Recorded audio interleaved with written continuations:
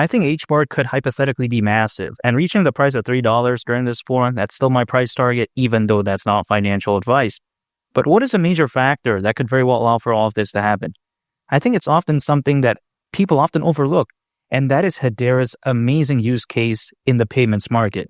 This right here, by the way, again, the payments market is currently valued at over $2 trillion, and there's no signs of stopping anytime soon. I think hypothetically it's just going to get better in time, much like fine wine, right? It's going to age like fine wine in my opinion. Now, why do I think Hedera could be one of the most massive players in this space? Again, a massive market, potentially being like insanely massive, right?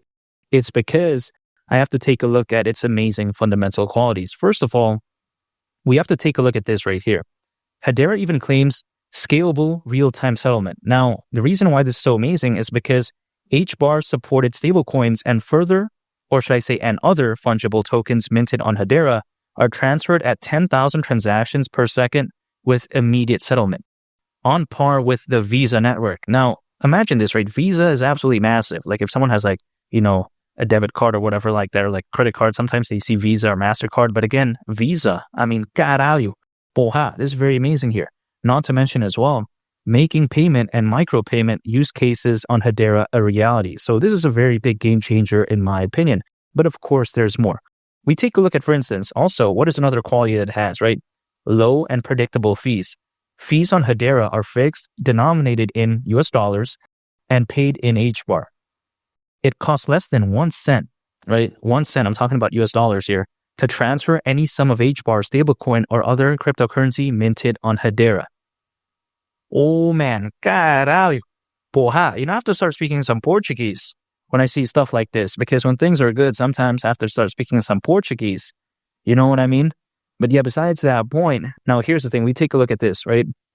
We also see regulatory compliance. Now, some people may cringe at this because they're like, who cares about regulation? But actually, it's somewhat important because I think for something to have mass scale adoption, it needs to have some sort of regulation. You know what I mean? Sure, meme coins are cool, but they're not going to gain like mass adoption in a sense like, or just let alone in like any project, in my opinion, if they don't have good regulatory compliance. So when it comes to Hedera having this, I think this right here is very amazing. For instance, right, you take a look at stablecoins and other cryptocurrencies used for payment may require configurations at the account level to meet regulatory and compliance needs, which is only logical. I mean, this is only expected. Hedera enables token issuers to define account level KYC, right? Know your customer, verification, and freeze token supply management, transfer, and more. So of course, this is very amazing. It's not the most like interesting out there, but I think this does play a very vital role as to just how amazing Hedera is, especially when it comes to its use case for payments. And if we want to step things to a whole nother level, let's say we take things up a notch, let's take a look at something when it comes to Circle. And yes, I'm talking about the real deal here. Circle, it's the creator of USDC. We'll take a look at this, right? We'll see that, when it comes to Hedera, USDC on Hedera offers the scalability, low transaction fees, and fast settlement times expected by end users of both startup and enterprise applications built on the Hedera network.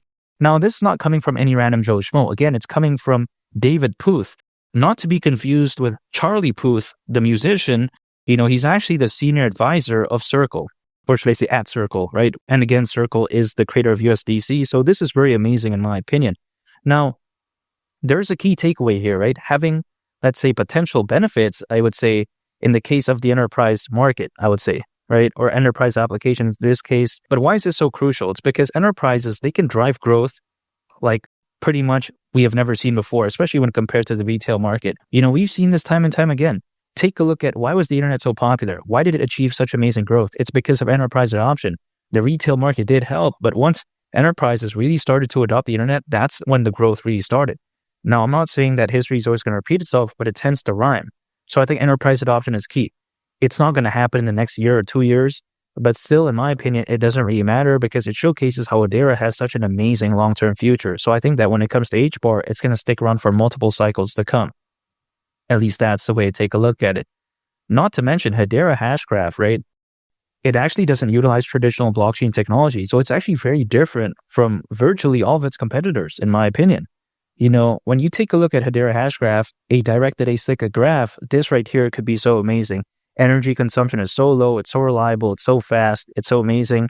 Now, some people like to argue that, okay, we're seeing more activity happen on Solana or whatever like that. Well, it doesn't really matter. It doesn't mean that Hedera can't handle massive transactions. It doesn't mean that, but then at least it's equipped for it. You know what I mean? Take a look at Solana. Yeah, sure, there's a lot of activity, but if it keeps happening, or should I say if it keeps having network outages, could you imagine how unreliable that is?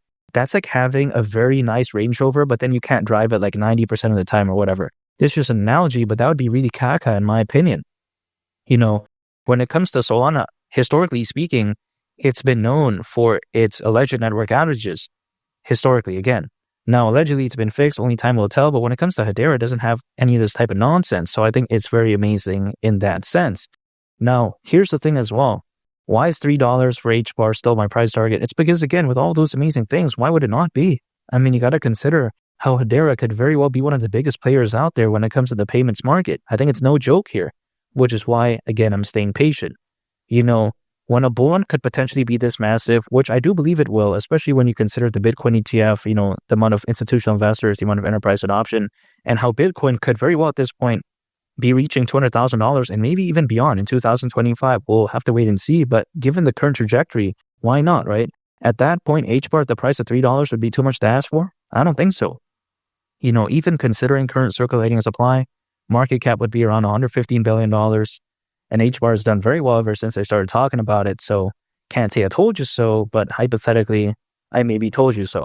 But even besides that, again, a market cap of around $115 billion, this isn't too crazy. We've seen BNB reach over $100 billion. I mean, come on, man. We've seen like Dogecoin reach over 80 billion, Ethereum reach over 550 billion. I think HBAR, it could very well be something special. It's listed in a bunch of major exchanges. Exposure is fantastic, and fundamentals when it comes to Hedera is amazing overall. So when it comes to HBAR, I don't see why it's bad at all.